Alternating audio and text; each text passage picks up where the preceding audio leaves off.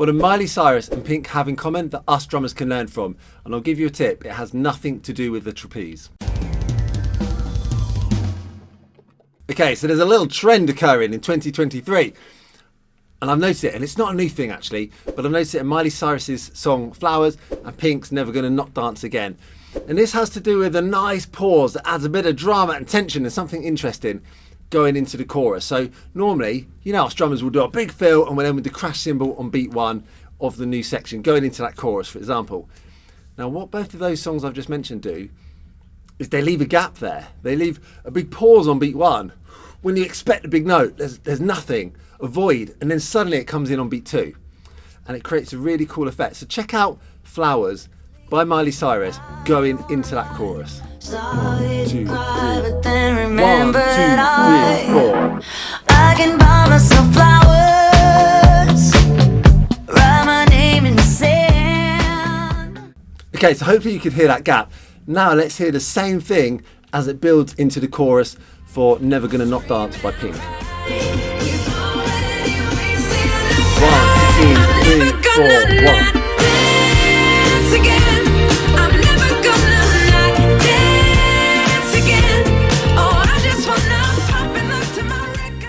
Okay, so in that Pink one, there's a nice little boom, a nice little fill in there as well to fill that gap, kind of set up fill for that big note coming back in on beat 2. It's not just the pop people doing it though. I've also noticed Theo Katzman doing it on his new single this week as well. 2, 3, 4, 1, 2, 3, 4, 1.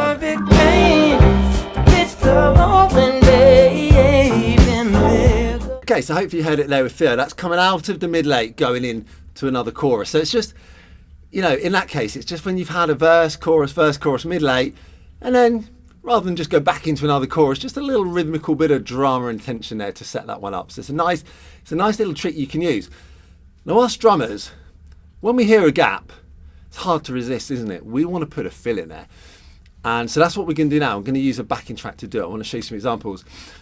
But to do it, I want to show you this. Can't go through this video without mentioning Phil Collins, right? So this is a slightly different thing, but he uses a fill that would work here in a song you might have heard of, In the Air Tonight. So let's have a little clip of Phil. And this is a nice one of him actually kind of just singing it and showing the drums, so you can see what he's doing there. And what we're listening for is his fill doesn't end on beat 1. It goes across that bar line and ends on 2 ands, like 1, 2, 3, 4, 1, 2 and. Check it out.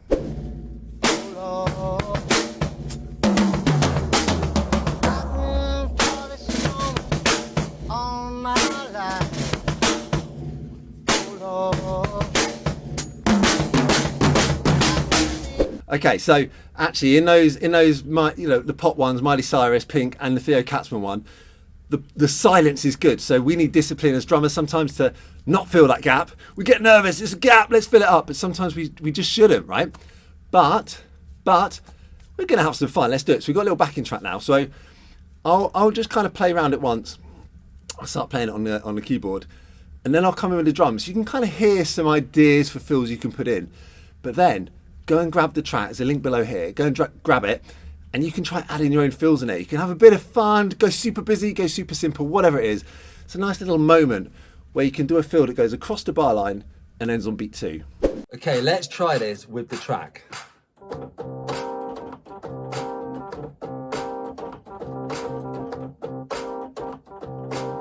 All right, run down.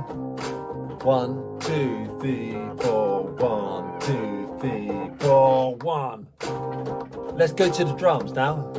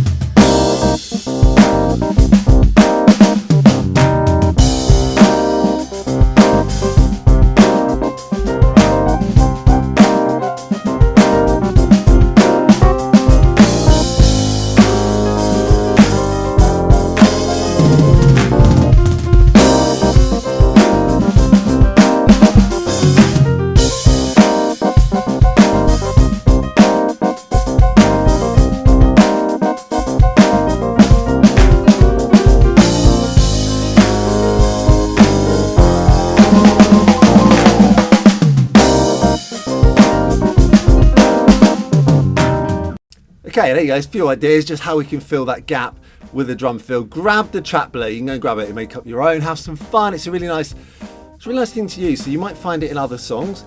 If you've got any other examples, drop it in the comments below. But also if you're writing songs in your band or just coming up with drum parts, it's a really cool thing you can add in. It just creates something interesting in the music.